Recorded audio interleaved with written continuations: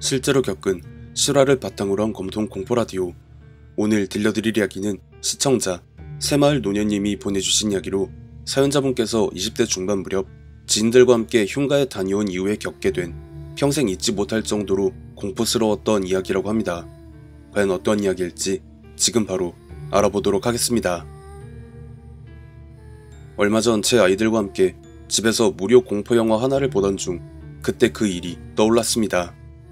제가 군복무를 마치고 복학을 기다리고 있을 무렵 다 함께 입대를 해서 최대한 같은 달에 전역하려고 복학을 하자며 약속했던 대학 동기들이 저를 시작으로 1월에서 2월 사이에 대부분 전역을 완료했고, 복학하기 전 군인 정신을 토대로 학업을 이어나가자는 다소 지금 생각해도 어이없는 이야기를 하며 군인 정신을 다시 새기자는 취지로 당시 학교가 소재했던 지역 내에서 꽤나 유명했던 흉가에 가서 담력 테스트를 하자며 이야기를 맞춘 뒤에 아직도 잊혀지지 않는 그날 토요일에 학교 뒷문에 모인 저희는 그 흉가를 향해 출발했죠.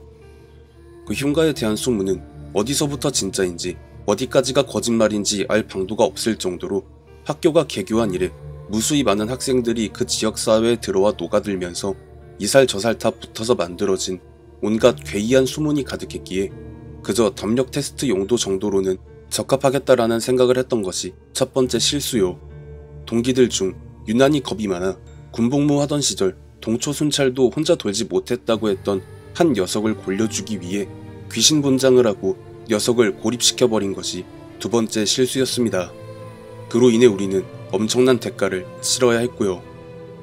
그 흉가는 총 2개 층으로 구성된 대략 70년도 정도에 지어진 것으로 보이는 건축 양식과, 비록 오랜 세월 사람의 손이 타지 않아서 많이 낡긴 했지만 적어도 그 흉가에 살았었던 사람들은 못해도 지역의 유지였거나 유서 깊은 부잣집 혹은 명문가가 아닐까 생각이 들 정도로 으리으리했습니다. 넓게 펼쳐진 마당의 크기만 하더라도 아파트 한 채는 좋게 들어가겠다 싶었고, 아직도 기억나는 그 흉가의 화장실은 당시 제가 살았던 자취방의 거진 3배는 될 정도로 넓었으니까요.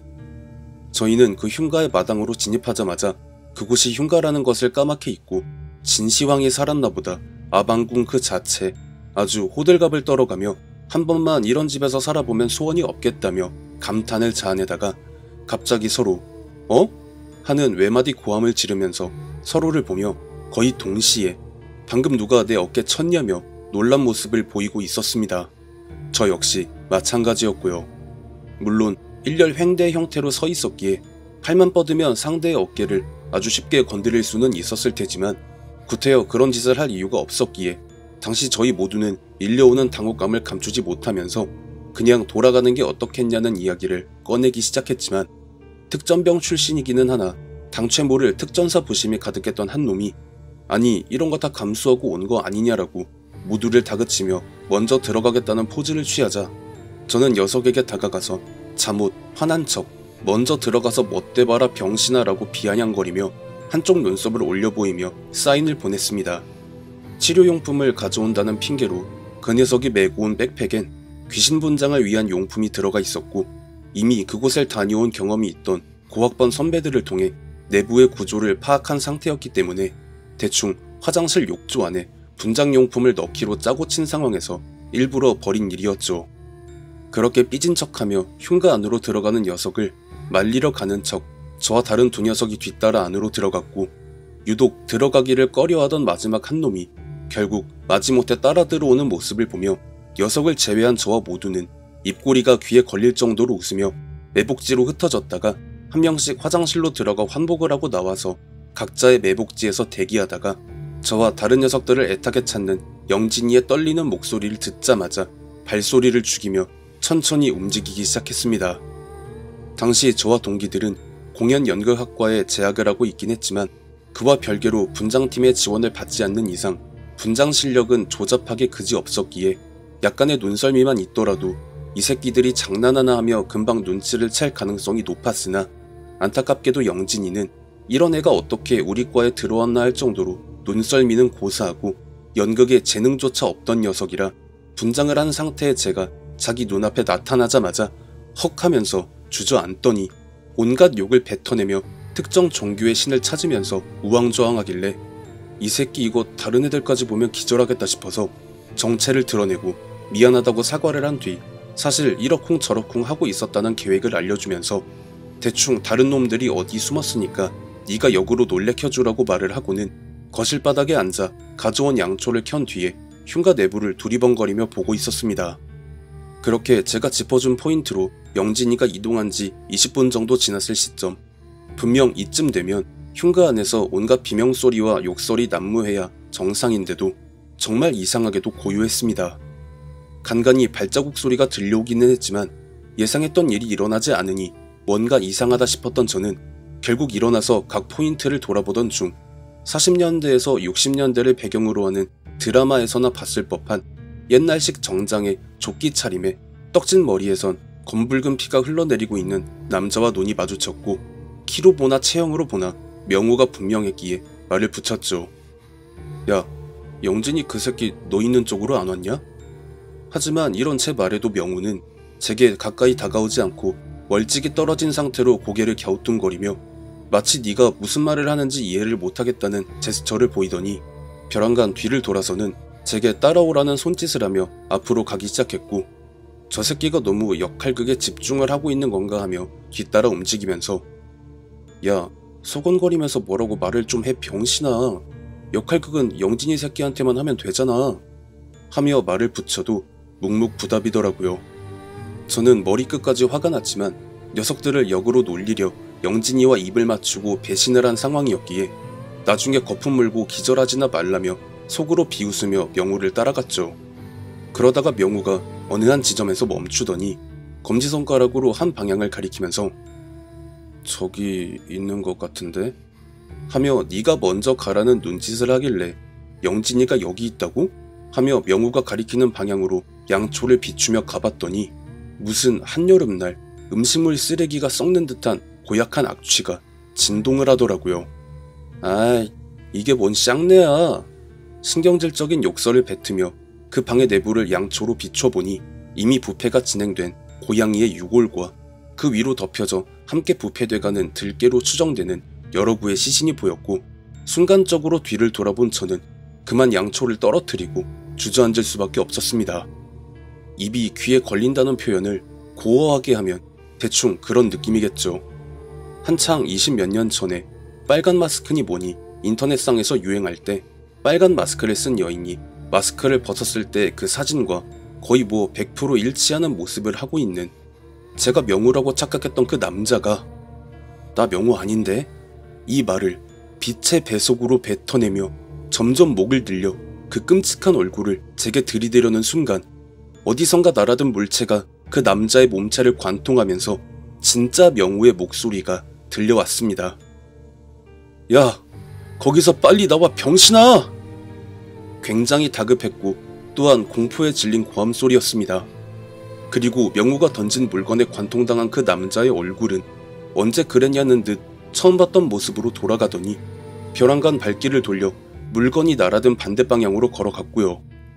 그러는 사이 명우가 뛰어와서는 정신을 못 차리고 어버버하고 있던 저를 일으켜서는 아무 말도 없이 흉가 밖으로 나가는데 명우의 뒷목 부분이 땀으로 흥건해져 있었습니다. 흉가 밖으로 나온 저는 그제서야 정신이 들면서 그날 점심에 먹었던 모든 걸 마당 바닥에 개어내고는 벽에 기대서 숨을 몰아쉬는 명우를 한번 본 뒤 주위를 둘러봤습니다만 저와 명우를 제외한 나머지 3명의 모습이 보이지 않길래 물어봤죠. 영진이랑 다른 애들은 같이 나온 거 아니냐고요. 그러니까 명우가 한다는 말이 1층에 사람이 너무 몰려있으면 긴장감이 없을 것 같아서 2층으로 올라가서 애들 방으로 썼던 걸로 보이는 방에 들어가서 벽에 기대서 있던 중에 바로 옆방에서 목소리가 들렸다고 해요. 야, 어떻게 너도 2층으로 올라올 생각을 했냐? 그럼 다른 애들 2명은 1층에 있겠네? 하는 목소리였다는데요.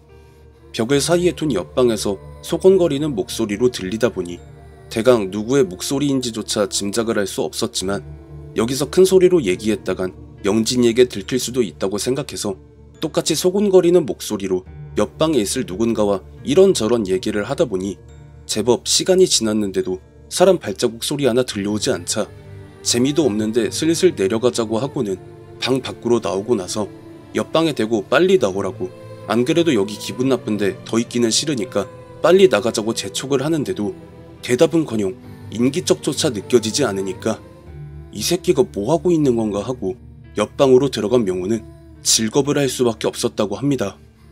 옆방엔 애초에 사람은커녕 사람 그림자조차 없었기 때문이었다는 것이었죠. 명호는 그 순간 엄청난 공포감이 밀려들었지만 떼어지지 않는 발을 억지로 움직여가며 계단으로 조금씩 걷기 시작하는데 바로 자기의 등 뒤에서 아까 전 대화를 나눴던 누군가의 소곤대는 목소리가 들려왔다고 합니다. 야, 같이 가야지. 치사하게 너 혼자 가냐? 명호는 그 순간 주저앉을 뻔했지만 어떻게든 내달렸고 계단을 구르다시피 내려가서 1층 거실에 도착을 하자마자 때마침 거실을 가로질러 주방으로 가는 쪽에서 나 명호 아닌데? 하는 목소리를 들었고 그때 마침 손에 잡히는 물건을 집어들고 그쪽으로 달려가 보니 목이 뱀처럼 늘어난 정장 차림의 남자가 나 명호 아닌데? 를 반복하는 모습을 보고는 그대로 손에 들고 있던 물건을 집어 던진 거라고 하더라고요. 그러면서 생각을 좀 해보라고. 내가 그 난리를 떨어대면서 내는 소음이 얼마나 컸을 것 같냐고. 다른 애들도 그 소리를 들었으면 무슨 일이냐고 놀라서 뛰쳐나왔어야 맞는 거 아니냐고. 어떻게 된 게 우리 둘 빼고 나머지 3명이 그 소리를 못 들었을 리가 없을 텐데 지금 우리가 저 흉가 밖으로 나온 지도 10분이 넘었다. 그런데 우리 말고 나온 사람이 있냐고. 그렇다는 건 아직 영진이를 포함한 3녀석이 흉가 안 어딘가에서 길을 헤매고 있거나 아니면 무언가에 홀려서 숨어든 그 자리에 그대로 있거나 하고 있다는 말이었고 저와 명호는 녀석들을 찾아서 데리고 나와야 한다는 말이 되는 것이었기에 당시 상황은 말 그대로 총체적인 난국 그 자체였습니다. 그렇게 들어갈까 말까 갈팡질팡하고 있던 그때 저의 핸드폰이 울리기 시작했고 전화를 받아보니 함께 귀신 분장을 했던 명철이가 야, 영진이랑 너 어딨냐? 지금 너네 빼고 다른 애들 다 1층에서 니네 기다리고 있어 임마. 이러길래 명우도 너네랑 같이 있냐고 물어봤더니 그렇다. 지금 너랑 영진이 한참 기다리고 있는데 어디 있냐고. 무서워서 더 못 돌아다니겠으니까 너네가 빨리 나와라라고 하고는 전화를 끊더라고요. 그리고 이를 옆에서 듣고 있던 명우는 이 새끼가 지금 무슨 개소리를 하고 있는 거냐고 불같이 화를 내다가 문득 동준이에게 전화를 걸었는데 동준이는 전화를 받지 않더라고요. 저와 명호는 서로를 한 번씩 보고는 급히 흉가 안으로 달려들어가 거실에 발을 디뎠지만 처음 전화를 걸었던 명철이는커녕 함께 있다던 다른 녀석들의 코빼기도 보이질 않았습니다. 그렇게 저와 명호는 두 갈래로 찢어져서 명철이와 동준이, 영진이를 찾기 시작했고 가까운 곳에서 인기척이 느껴져 가보니까 저는 전혀 생각지도 못했던 장소인 화장실 욕조에서 웅크린 채 떨고 있는 영진이를 발견할 수 있었습니다. 다만 당시 상황이 퍽 이해가 가지를 않았는데요. 처음 화장실에서 분장용품으로 환복할 때는 분명 욕조에 없었던 물이 한가득 차 있었고 영진이는 물에 몸을 담근 채 웅크리고 있었기 때문이었습니다.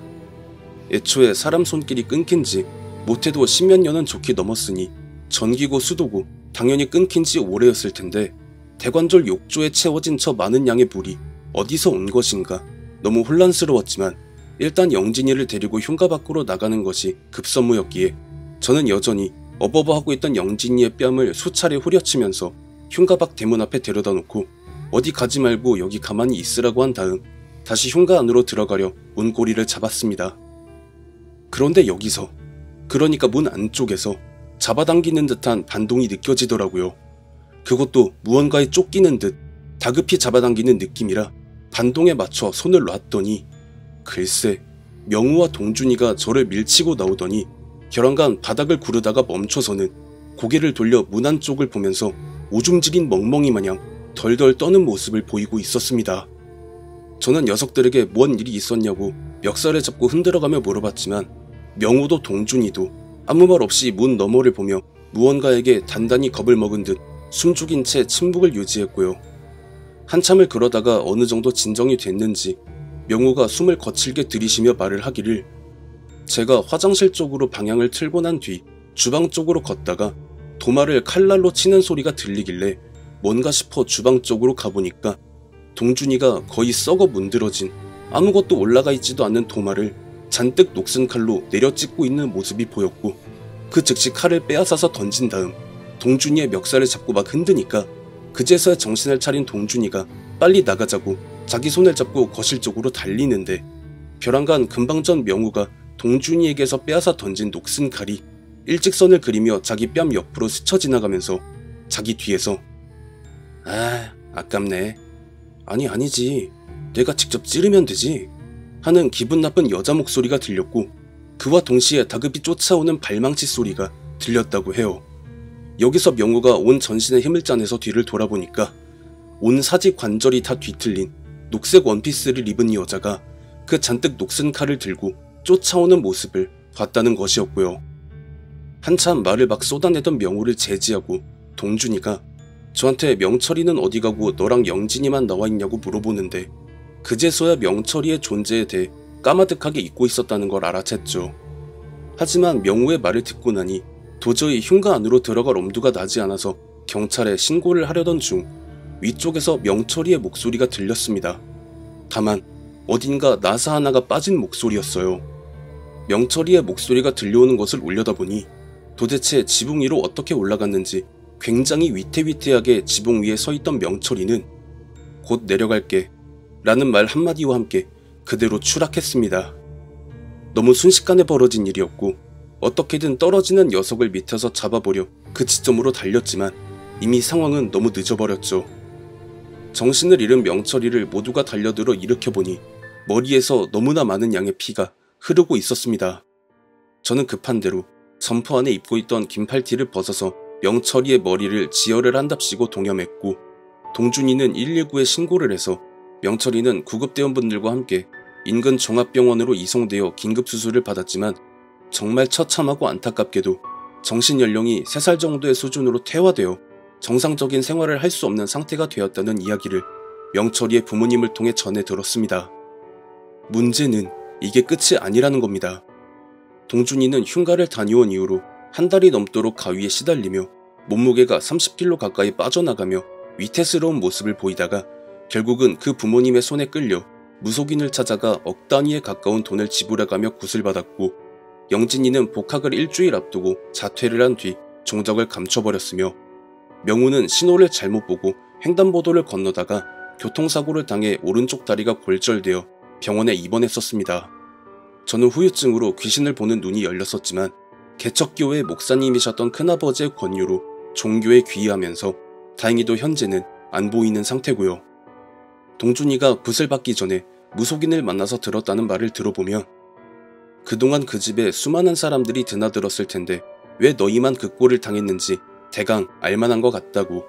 산 사람이 죽은 자의 흉내를 낸다는 건 그 집에서 안식을 취하는 망자들 자신을 조롱하겠다는 의미밖에 되지 않는다고. 제 명을 다 못 채우고 사고로 목숨을 잃은 망자들의 입장에서 아직 살 날이 까마득하게 남은 젊은 놈들이 자기네들 모습을 대충 흉내내서 집안을 활보하니까 이것들이 먼저 선을 넘었으니 우리는 이놈들을 곱게 내보내줄 수 없다 이거거든. 너는 다행히 날 찾아왔으니까 해를 입지 않을 거고 다른 한 놈은 집안에 기깔나는 양반 한 분이 계셔서 해를 입지 않겠지만 다른 두 놈은 힘도 빽도 없어서 죽는 그날까지 편치 못할 거라고. 대학 졸업 후 바로 결혼을 해서 아이 둘을 낳고 키우고 사느라 기억의 한 켠에 파묻혀 있던 그 끔찍한 기억이 며칠 전 아이들과 함께 집에서 봤던 무료 공포영화 한 편으로 인해 떠올랐습니다. 덕분에 10몇 년 동안 꿈에 나타나지 않았던 그 흉가가 바로 어제 20년 전 그날 그 당시 녀석들과 제가 똑같이 겪는 꿈을 꾸면서 심적으로 큰 고통을 겪었네요. 이 이야기를 듣게 되실 검통공포 채널의 시청자분들은 절대 흉가에서 귀신 분장을 한다거나 하는 행동은 하지 마시길 당부드리면서 이야기는 여기서 마치겠습니다. 시청해주신 모든 분들 감사드리며 구독, 좋아요, 알림 설정 부탁드립니다. 실제로 겪은 실화를 바탕으로 한 검통공포라디오. 오늘 들려드릴 이야기는 시청자 무찰리 파초님이 보내주신 이야기로 올해 여름 저수지에 낚시를 하러 가셨을 때 겪은 이야기라고 합니다. 과연 어떤 이야기일지 지금 바로 알아보도록 하겠습니다. 저는 평소 낚시를 즐겨하는 평범한 직장인이며 그 일을 겪은 건 불과 지금으로부터 2달 전이었습니다. 회사 내에 유일하게 저와 함께 낚시를 즐기는 동료가 있고 그 친구와 저는 작년에도 휴가를 맞춰서 낚시 여행을 다녀왔었기 때문에 올해 여름 역시 미리 휴가를 맞춰놓고 여행을 갈 낚시터를 알아보는데 정확한 지명까지는 알려드리기가 조금 어렵고 대강 강원도와 충북 사이의 어느 지점이라는 정도만 말씀드리는 점 양해 부탁드려요. 여하튼 그 낚시터는 소류지라던가 연못이 아닌 나름 널찍한 면적을 가진 저수지라는 점이 저와 그 친구의 흥미를 끌었습니다. 저수지에서 하는 낚시는 손맛 자체가 다르거든요. 그렇게 그 저수지로 2박 3일간의 여름휴가 계획을 짠 뒤 도착을 해서 보니 뭔가 오개티가 하나 보였습니다. 저수지 뒤편에 울거진 숲을 사이로 뭔가 지붕 같은 게 보이길래 가까이 가서 보니까 언제 지어졌는지는 모를 낡은 주택 하나가 보였죠. 이런 저수지에 웬 주택이지라는 생각이 들었고 그 친구 역시 이런 데에 웬 집이 있냐며 희한하다는 반응을 보였는데요. 이건 누가 봐도 이상하다 할 만했습니다. 보통 집을 지을 때 이렇게 습하고 음기가 가득한 곳 근처는 제외하는 것이 보통이잖아요. 물론 사람마다 취향의 차이는 있겠지만 그 집의 주인이었던 사람은 어디까지나 제 생각이지만 제정신이 아닌 사람같이 느껴질 수밖에 없었습니다. 가타부타 저희는 가져온 텐트를 치고 간이 화장실까지 설치를 완료한 뒤에야 본격적으로 낚시를 준비했고요. 불과 3시간여 만에 손끝으로부터 짜릿한 쾌감을 동반한 손맛을 느끼면서 월척을 연신 낚아올리며 아이스박스에 넣어두었던 파리타임의 피날레를 장식할 초록색 병들을 분주히 꺼내 들었습니다. 그리고 몇 시간이 채 지나기도 전에 저와 그 친구는 극심한 꽐라 상태가 되어 저수지에 물고기들 밥 먹으라며 라면 부스러기를 투척하는 추태를 부리면서 만약 다른 사람들이 그 모습을 봤다면 젊은 사람들이 돌아도 단단히 돌았다는 말을 충분히 하고도 남을 기행을 벌이는 지경까지 가버리고 말았습니다. 물론 거기서 끝이 아니었고요. 조명을 환하게 켜두고 숟가락을 마이크 삼아 노래자랑까지 하면서 고요했던 저수지 일대 반경을 고성방가와 괴성이 난무하는 난장판의 난장판까지 끌고 가던 중에 취기에 정신을 놓고 있던 제 귀에 뭔가 이상한 소리가 잡히자 갑자기 술이 깬 것처럼 정신이 확 차려지면서 소리가 들려온 방향으로 시선을 돌렸더니 글쎄 풀숲을 헤치면서 사람 한 명이 저희들을 향해 걸어오고 있는 게 보이는 거예요. 그 친구 역시 하던 행동을 멈추고는 제가 바라보는 방향을 보면서 아니 땐 저수지에 우리 말고 웬 사람이 있냐면서 혹시 연쇄살인마 같은 거 아니냐고 혼자 먼 별 스릴러를 찍고 있더라고요. 저는 그 친구에게 입 좀 닥치고 가만히 있어 보라고 하고는 그 사람을 향한 시선을 떼지 않고 예의주시하고 있었습니다. 혹여나 그 녀석의 말대로 살인마 같은 거라면 아무리 사람이 둘이라도 고주망태가 된 상태에서 제압을 한다거나 도주를 하기엔 상황적으로 거리적으로 꽤나 힘들 것 같았고 어쩌면 그런 게 아닌 저희처럼 낚시를 즐기러 온 사람이 항의를 하러 온 것일 가능성도 없지 않아 있을 것 같다는 생각이 들기는 했지만 저희가 켜놓은 조명불빛을 빼곤 일대가 전부 어둠에 잠겨 한 치 앞도 안 보이는 상황에 낚시터보다 더 어두운 풀숲을 손전등 하나 없이 헤치고 지나온다는 것이 꽤나 말이 안 되는 것이기 때문이었어요. 그리고 점점 그 사람의 형체가 저희가 켜놓은 조명불빛에 비춰지고 나서야 꽤나 나이든 중년의 여성이라는 점과 횟집 주방에서나 쓸 법한 앞치마와 장화를 신고 있다는 걸 알 수 있었죠. 그 여성분은 저희에게 가까이 오셔서는 굉장히 짜증이 난 얼굴을 하고는 본인은 저기 풀숲 뒤편에 집에 사는 사람인데 저수지에 오고 나서 이 집이 있는 걸 분명히 봤을 텐데 새벽 시간에 이 무슨 행패냐고 불같이 화를 내시기에 몇 번이나 고개를 숙여서 죄송하다고 사람이 살지 않는 빈집이라고 생각했다며 조용히 밤만 새고 돌아갈 테니 양해를 좀 부탁드린다고 말씀드렸습니다. 몇 번이나 사과를 하니 차마 더 화를 내지는 못하겠다 싶었는지 한숨을 팍 쉬던 그 여성분이 저희가 아이스박스에 얼음과 함께 넣어둔 고기들을 보시고는 남정네들끼리 요리 재료 가지고 이런데 와봐야 잡탕이나 더 끓였겠냐면서 본인 집으로 가져가서 감탄사를 연발할 만한 요리를 해주겠다며 저것들을 다 들고 따라오라는 말을 대뜸하시고는 다시 풀숲 쪽으로 걸어가길래 저와 그 친구는 어떻게 해야 하나 하며 생각에 잠겼습니다. 외딴 저수지에 풀숲 뒤편에 있는 낡아빠진 주택에다가 일면식도 없는 사람 말을 듣고 괜히 따라갔다가 뭔 일이 나는 거 아니냐는 둥 한참을 고민 끝에 믿져야 본전이라고 한번 가보자는 그 친구의 말에 저는 아이스박스를 들고 그 친구는 매운탕 재료를 들고 그 풀숲을 가로질러 아까 낮에 봤던 그 주택에 도착을 해서 보니까 겉의 외양만 조금 낡았을 뿐 내부엔 불이 환하게 켜져 있었고 부뚜막으로 밥 짓는 연기가 피어오르고 있었기에 이런 것도 나름 운치가 있다면서 그 주택 안으로 들어가서는 다시 한번 그 여성분께 사과를 드리고 가져온 고기와 재료를 넘겨드리자 정말 믿기지 않는 속도로 매운탕이 아닌 생선찜을 만들어내시고는 냉장고에서 담금주까지 꺼내주시기에 이게 웬 횡재냐며 저와 그 친구는 아까 전까지만 해도 꽤나 많은 양의 술을 마셨음에도 불구하고 시중에 그 어느 식당에서조차 맛볼 수 없는 기가 막힌 생선찜의 맛에 감탄하며 담금주를 전부 비워버리고 말았습니다. 저희는 기깔난 안주를 준비해주신 여성분께 감탄사를 연발하면서 술을 마시는 동안 이것저것 그 저수지에 대한 이야기를 들을 수 있었습니다. 원래 그 여성분은 남편분과 함께 저수지의 땅 전체를 매입해서 지금의 집을 지어 올리고 낚시터를 운영하며 살고 계셨다며 몇 해 전 남편분을 교통사고로 잃은 뒤 설상가상으로 밤낚시를 하던 손님들이 귀신을 봤다는 소문이 일파만파 퍼져나가면서 결국 낚시터를 철거하고 낮에는 외부로 나가서 식당 일을 돕는 것으로 생계를 유지하고 밤에는 저수지를 찾는 외부인들을 상대로 재료를 내는 대신 요리를 해주고 숙박업을 하며 지낸다는 말씀에 이런 오지에서 여성분 혼자 그렇게 꿋꿋하게 살아가시는 게 참 대단하다고 생각할 수밖에 없었습니다. 그렇게 시간이 가는 줄 모르고 한참 동안 그 여성분과 한 잔씩 걸치며 점점 취해가던 저와 그 친구는 결국 다시금 꽐라가 되고 말았습니다. 그 이후로는 필름이 끊긴 것처럼 단편적인 기억들만 남아있어요. 저와 그 친구가 거의 떡실실한 상태로 걷지도 못하고 기어다니자 그 여성분이 안방 옆에 손님방이 있으니까 거기서 자라며 이부자리까지 깔아주셨던 것과 아침에 일어나면 숙취해소 겸 마시라며 시원한 콩나물국이 든 스테인레스 병을 2개 머리맡에 놓아주셨던 것까지가 제정신에 기억하는 마지막 장면이었어요. 저는 참 대단하고 또 좋은 분이다라는 생각을 하며 취기에 순식간에 잠에 빠져들었고요. 그렇게 얼마나 잠을 잔 건지 숙취에 머리를 부여잡으며 극심한 갈증으로 잠시 잠에서 깬 저는 핸드폰으로 불빛을 비추며 잠들기 전 아주머니가 머리맡에 놓아주신 스테인레스 병을 잡아들고 말 그대로 벌컥벌컥 들이켰는데요.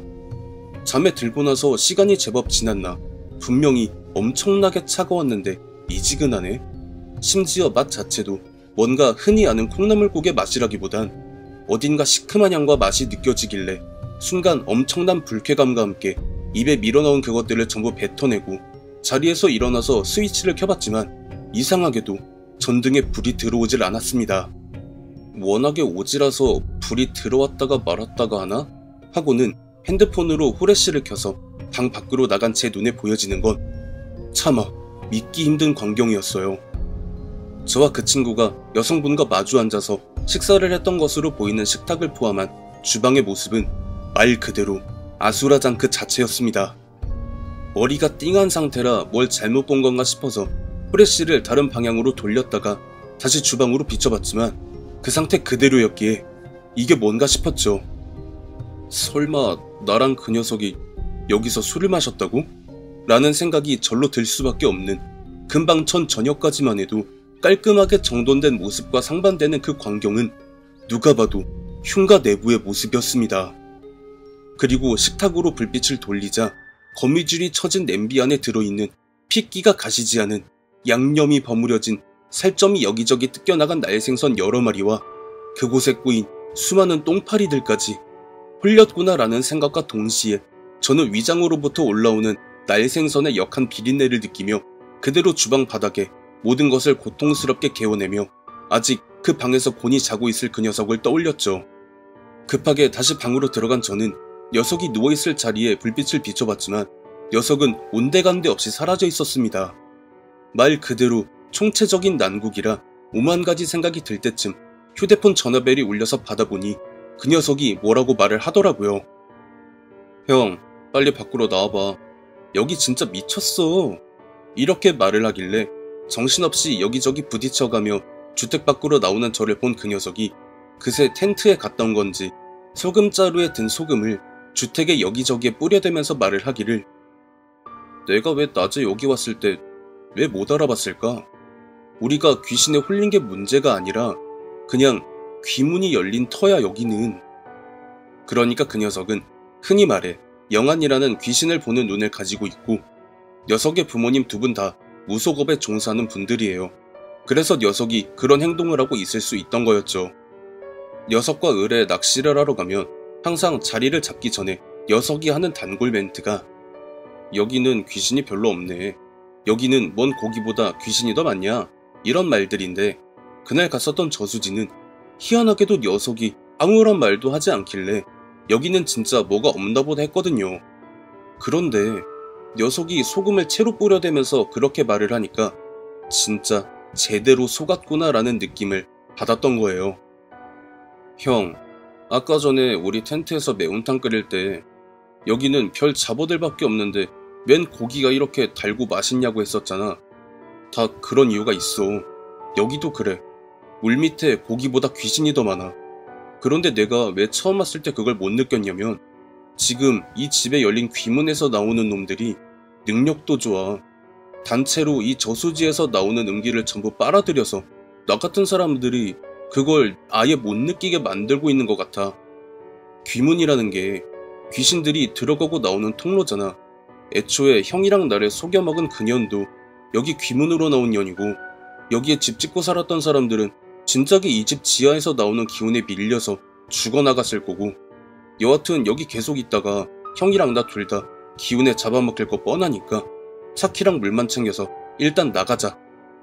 결국 녀석의 말에 따라 텐트와 장비들은 다음날 아침에 가지러 오기로 하고 일단 그곳으로부터 벗어나 갓길에 차를 세워두고 짧은 잠을 잔 뒤에 날이 밝아오자 녀석과 저는 그대로 다시 저수지로 향했고 녀석은 저수지와 그 주택을 보며 기가 막히다는 듯 혀를 끌끌 차면서 한 번 먹잇감으로 선점하는 순간부터 귀문이 상시 해방된 상태가 돼서는 지금은 저수지 자체가 그냥 귀문이 되어버렸다면서 안타깝지만 텐트랑 장비는 이미 저놈들의 기운이 한가득 묻어버렸으니까 그냥 버리고 가는 방법밖에 없다고 저것들 가지고 가면 그냥 저놈들 같이 딸려서 온다고 하더라고요. 젠장할. 텐트부터 낚싯대, 다른 장비들까지 합하면 못해도 돈이 500이 넘는데 저것들을 버려야 한다니 너무 아까웠지만 녀석을 알고 지내게 된 이후로 녀석의 말을 들어서 손해를 본 적이 없었으니 어쩔 수 없이 녀석의 말에 따라 장비들을 전부 정리해서 풀숲에 던져놓은 다음 후다닥 그 저수지로부터 벗어나 집으로 올라가는 길에 녀석의 아버님이 운영하시는 신당에 들려 씻김 의식을 받은 뒤에야 집으로 돌아와 다시금 평범한 일상을 지낼 수 있었습니다. 제가 처음에 그날 일을 공포라디오에 제보를 하겠다고 했을 때 녀석은 마음대로 해도 상관은 없는데 거기가 정확히 어디에 있는지는 밝히지 말아달라고 했어요. 어차피 흉가 탐험 다닌다는 사람들은 굳이 장소를 명확히 하지 않아도 얼추 유추해내서 귀신같이 찾아낼 것은 뻔하고 또 그 사람들은 웬만하면 무속인이나 영능력자들을 대동해서 가니까 큰 문제는 없는데 방송으로 거기를 내보내면 영능력도 무속인을 대동할 인맥도 없는 일반인들이 그 저수지나 주택에 발을 들이는 순간 귀문에서 나오는 기운에 잡아먹힐 것이 뻔하기 때문이라는 말을 덧붙이면서요. 여기서 이런 피날레로 장식을 하기엔 좀 그렇지만 그날 그 여자 귀신에게 홀려서 먹었던 그 생선찜의 맛은 죽는 그날까지 잊지 못할 것 같네요. 저수지 한복판에 지어진 낡은 주택. 보통 일반적으로는 저수지나 물가 근처엔 집을 잘 짓지 않는다고 해요. 왜냐하면 물가로부터 흘러나오는 음기가 사람을 해친다는 옛말 때문이죠. 뭐 그렇다고 하기엔 계곡을 끼고 지어진 수많은 펜션들은 어떻게 설명이 가능할지 당최 이해가 잘 가지는 않지만 계곡이나 저수지 인근에 사람이 살지 않는 빈집이 있다면 한 번쯤은 더 고민하고 심사숙고를 한 뒤에 캠핑을 즐기시는 게 어떨까 하는 생각이 드네요. 시청해주신 모든 분들 감사드리며 구독, 좋아요, 알림 설정 부탁드립니다.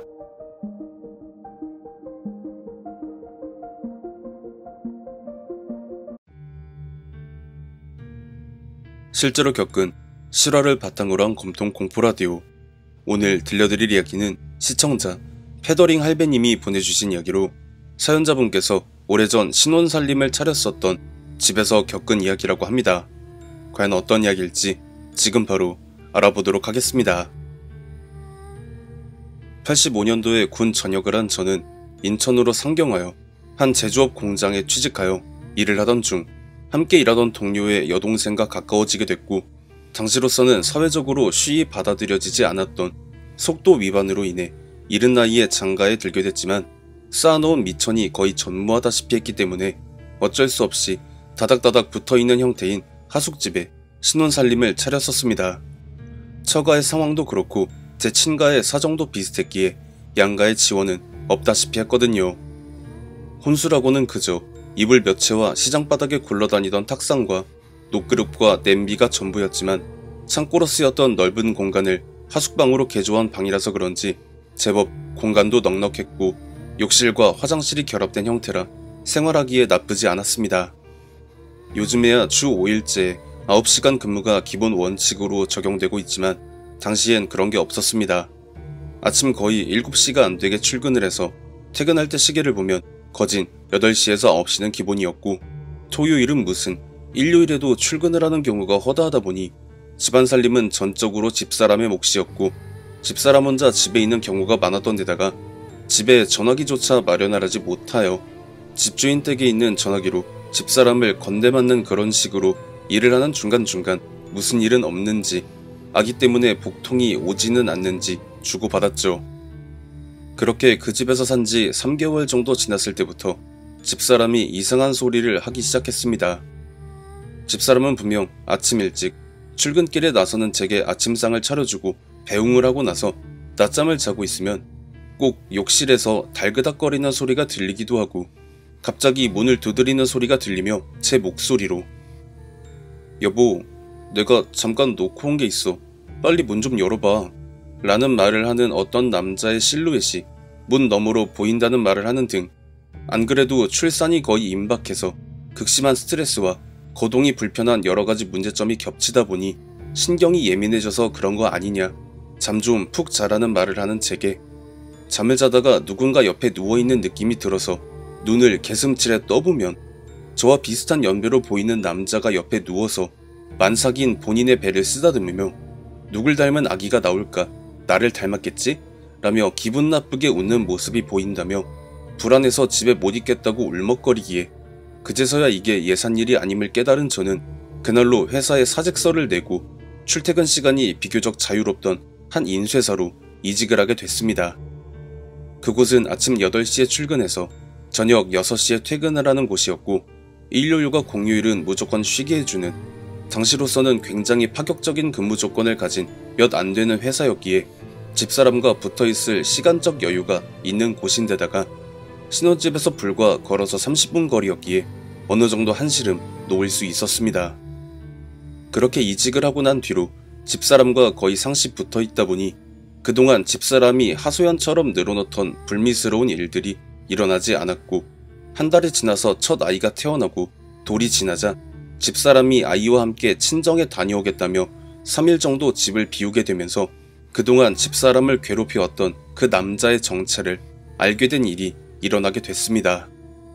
집사람이 친정에 갔던 그 3일 동안 저는 사장님께서 주신 특별휴가 덕분에 꿀맛 같은 휴식을 가질 수 있게 되었다며 좋아라 했지만 그 남자로 인해 휴식이 아닌 지옥을 겪게 된 셈이었습니다. 저와 함께 특별휴가를 받은 동료 2명과 시내에서 기어다니기 직전까지 거나하게 술을 마신 저는 자정이 조금 못되어 집에 왔고 미처 씻을 생각조차 하지 않고 이불도 깔지 않은 채 그대로 방바닥에 누워 깊은 잠에 빠져들었다가 목이 타는 갈증을 느끼며 부스스 눈을 뜨고 일어나 불이 꺼진 방 안을 두리번거리던 중 뭔가 이상함을 느낄 수밖에 없었습니다. 왜냐하면 욕실의 전등이 환하게 켜져 있었기 때문이었거든요. 코가 삐뚤어지게 술을 마시긴 했지만 필름이 끊기지는 않았기에 집에 들어와 욕실에서 볼일을 본 뒤 바로 불을 끄고 나왔었는데 어째서인지 주황색 전등이 환하게 켜져 있었습니다. 그리고 맑은 미성으로 들려오는 콧노래 소리. 그 음정은 윤수일의 제2의 고향이었고 당시 제가 가장 좋아하는 노래였음에도 그 콧노래 소리는 이상하리만치 섬뜩하게 느껴졌습니다. 애초에 집사람은 그날 아침에 친정에 갔기 때문에 집안의 사람이라곤 오직 저뿐일 텐데 어째서 여자도 아닌 맑고 고운 남정네의 콧소리가 들려온단 말입니까? 저는 조심히 일어나서 발소리를 최대한 죽인 채 욕실 불빛을 향해 걸어가서는 문을 있는 그대로 열어 젖혀놓고는 욕실 안을 들여다봤지만 욕실 안엔 아무도 없었습니다.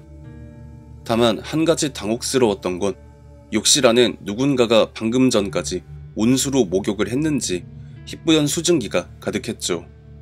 세상사 불가사의한 일은 언제 어디서든 일어나겠지만 하필 그 장소가 제가 신혼살림을 차린 집 한복판이니 무섭지 않을 수가 없었습니다.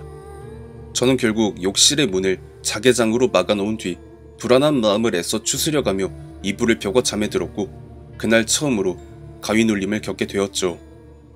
눈 하나 까딱할 수 없이 온몸이 빳빳하게 굳어버린 그 어이없는 상황에서 더욱 저를 어처구니 없게 만드는 건 대략 저와 비슷한 나이대로 보이는 허름한 차림의 남자가 제 목을 조르며 어떤 말을 빠른 속도로 내뱉고 있는 모습이었습니다. 수연이 어디 갔어? 수연이 어디 갔어? 수연이 어디 갔어? 참고로 수연이는 제 집사람의 이름이었습니다. 같은 남자로서 그 남자의 눈빛과 말투를 통해 느낄 수 있었던 것은 일단 그 남자는 제 집사람에게 사랑에 빠진 모양이었습니다. 그리고 감히 너 따위가 수연이를, 이런 느낌도 있었는데요. 그냥 간단하게 말해서 저를 질투하고 있는 듯한 태도였기에 순간 화가 치밀었죠. 그렇게 그 남자를 밀치고 보니 가위 눌림에서 풀려나게 된 저는 만약 다음 날도 이렇게 찾아오면 쥐업해서라도 경고를 해야겠다 생각했고요. 하지만 상대는 산 사람이 아닌 귀신이었고 저의 이러한 계획은 그 남자의 앞에서 처참히 박살이 나고 말았습니다. 가위 눌림으로 밤잠을 설친 저는 아침 식사와 함께 해장술을 곁들였고 그 때문인지 몰려오는 졸음을 참지 못하고 잠에 들었는데요. 뭔가 제 양손과 발이 강하게 묶이는 느낌이 들어 눈을 떠보니 또다시 가위 눌림 현상을 겪고 있었고 제가 받은 느낌은 곧이곧대로 반영이 되었는지 얇은 이불보로 강하게 동여매어져 대자로 뻗어있는 상태가 되어 있었습니다. 그리고 그 남자는 뭐가 그리 신이 났는지 키득키득 웃어대며 날카로운 송곳 같은 것으로 제 온 몸을 난도질하기 시작했고 마치 현실에서 겪는 것처럼 생생하게 느껴지는 고통과 난도질당한 몸 곳곳에서 흐르는 대량의 검붉은 피를 보며 그대로 정신을 잃었다가 눈을 떠보니 어느새 해가 졌더라고요. 저는 낮잠에 들었다가 가위에 눌려 그 남자에게 당한 그 장면이 급격히 떠올라 황급히 일어나 제 전신을 더듬어 봤지만 다행히도 현실이 아니었던 것과 다친 곳이 없다는 걸 알자마자 깊은 한숨을 내쉬며 안도감을 느낄 수밖에 없었습니다. 그러나 또다시 잠에 들면 그 남자가 나타나 저에게 해코지를 할 것이 분명하다는 것을 알고 있었기 때문에 섣불리 잠을 청할 수 없었죠.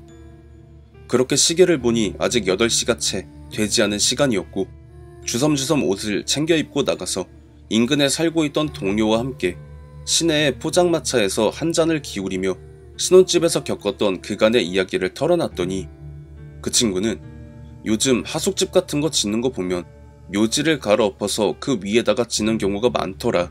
집주인에게 가서 상의를 해보고 영 아니다 싶으면 인부를 불러다가 욕실 바닥을 한번 파봐라 라고 말을 해주더라고요. 결국 그날 저는 집에 들어가기를 포기하고 인근의 여인숙에서 밤을 보낸 뒤 아침 일찍 주인집을 찾아가 그간의 사정을 털어놓으며 협조를 구했습니다.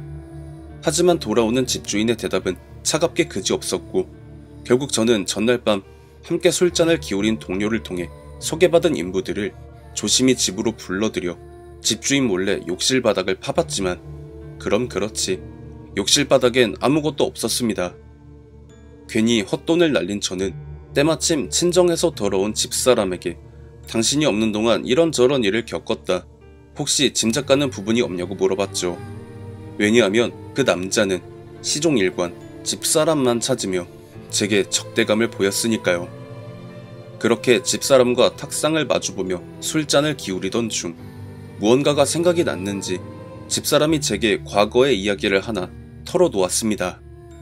집사람에겐 같은 동네에서 함께 자란 소꿉친구가 한 명 있었고 서로 항상 붙어 다니다 보니 양가 부모님들이 나중에 다 크면 결혼시켜야겠다는 말을 심심찮게 할 정도로 가까운 사이였지만 집사람에겐 그저 소꿉친구에 불과했기에 그냥 너스레를 떨며 웃고 넘겼으나 그 남자는 그게 아니었나봐요. 고등학교에 재학하던 무렵 점점 더 강하게 집사람에게 구애를 하기 시작한 그 남자는 급기야 자살소동까지 벌이며 집사람의 마음을 얻고자 했었다네요. 하지만 집사람은 그 남자의 그런 태도에 더더욱 마음이 멀어지다가 갓 20살이 됐을 무렵 동료의 소개로 저를 만나 덜컥 아이가 생겨 저와 결혼을 한 것이었고요. 이 소식을 들은 그 남자는 몇 날 며칠 술로 밤을 지새우며 울고불고 난리를 치다가 집을 나서더니 그 길로 행방불명이 되었다는 이야기를 장인어른께 들었다고 합니다. 이 이야기를 듣고 난 저는 그제서야 그 남자의 정체를 알 수 있었죠. 그리고 문득 겁이 나더라고요. 자신을 버리고 택한 남자의 아이, 즉 저희의 첫째 아이에게 그 남자가 해를 가할 가능성이 높다고 생각한 저는 집주인에게 부탁해서 제가 출근해 있는 동안 집주인 댁에서 집사람이 머물게끔 해달라고 했고, 사정을 들은 집주인분이 흔쾌히 허락을 하면서 어느 정도 걱정을 덜어내고는 회사의 동료들에게 물어 집사람과 아이를 데리고 당시 의정부 쪽에서 용하다고 소문이 난 무속인을 찾아가게 되었습니다. 일단 점집이라고 하기엔 흔하게 길바닥에 널리고 널린 빨간 벽돌집 옥상에 있었고, 문을 열고 들어가니 무속인분이 제 집사람에게 호통을 치더라고요. 그러게 진작에 단호하게 끊어냈으면 이런 일이 없었을 거 아니야. 저거 당신 몸에 착 달라붙어서 쓰다듬고 물고 빨고 난리도 아니야. 문을 열고 들어가자마자 단번에 모든 걸 통찰해버리는 모습에 사기꾼은 아니겠거니 하고 마련해준 방석에 앉아 사연을 설명드리고 조언을 구했습니다. 그 무속인분은 한 가지 비방과 함께 몇 시간에 걸쳐 만들어낸 여자의 형상을 한 소민형 하나를 내어주면서 말씀하시길, 집사람이 처녀 시절에 애용하던 물건 하나를 인형에 묶어서 집안 어딘가 깊숙한 곳에 넣어두고 최대한 빨리 둘째 아이를 가지라는 것이었습니다. 비방이 효력을 발생시키는 기간은 최대 1년 정도이며, 이런 총각 색정기들은 욕정을 가지고 달라붙어 있는 여자가 둘째를 세상에 내놓는 순간 모든 미련을 버리고 떠나게 된다고 하시더라고요. 무릇 세상에 공짜가 없듯 무속인분이 마련해준 그 비방은 당시로는 엄청난 거금이었던 600만 원을 요구했지만 아내와 첫째 아이의 목숨이 달린 일에 그깟 돈이 문제가 아니었습니다. 비방을 받아들고 집으로 돌아온 저와 집사람은 그날 밤부터 둘째를 가지기 위한 여정에 들어갔으며, 다행히도 비방의 효력이 끝나기 전에 둘째 아이가 세상에 나오게 됐죠. 그렇게 둘째가 태어나고 몸조리를 마친 집사람과 함께 집으로 돌아와서 비방을 꺼내봤더니 세상에 그 하얗던 소민형이 불구덩이에 던져놓은 듯 새까맣게 타들어가 있더라고요. 저와 집사람은 무속인분이 말씀해주신 대로 효력을 다한 그 비방을 불에 태우려 드럼통 안으로 던졌습니다. 그리고 곧 그 남자의 한이 가득 맺힌 처절한 절규가 들려왔죠. 마침내 비방이 다 타서 잿가루가 되자 한동안 이어지던 그 남자의 절규는 그쳤고, 집사람은 무언가 속죄를 하는 듯한 표정을 보이더니 이내 제게 안기며 그 일은 마무리가 되었습니다. 그렇게 저와 집사람은 막내 아이까지 놓고 100년애로 잘 살아오다가 재작년쯤 집사람이 병으로 먼저 떠나고 아이들도 각자 결혼하여 가정을 꾸리고 떠난 집 안에 홀로 덩그러니 남아 있습니다. 집사람이 떠난 이후로 집사람이 평생 손에서 놓지 않고 취미로 즐기던 자수를 뒤를 이어 제가 놓으면서 이따금씩 집사람과의 신혼시절에 겪었던 그때 그 일이 제법 생생하게 떠오르곤 합니다. 인생사 남녀 상열지사라는 말이 있는 만큼 피가 끓는 청춘의 젊은 시절 가슴에 품었던 사랑을 이루지 못한 채로 남기게 되면 평생 잊지 못한다는 말도 있습니다. 사연자분의 사모님을 함께 나고 자란 소꿉친구인 그 남자분께서 얼마나 절절히 가슴에 품었으면 망자가 되어서도 끝끝내 그 끈을 놓지 못한 채 사연자분과 그 자녀분을 해치려 들었을까라는 생각이 드는 이야기였습니다. 물론 애타는 그 절절함은 이해하지만 그렇다고 해서 가정을 꾸려 아이를 놓고 살아가는 첫사랑의 대상과 그 가족을 헤아려 했다는 건 절대 용서받지 못할 일이기도 하죠. 안타깝게도 좋은 곳으로 가지는 못했겠지만 그래도 다음 생엔 꼭 첫사랑을 이루셨으면 좋겠네요. 시청해주신 모든 분들 감사드리며 구독, 좋아요, 알림 설정 부탁드립니다.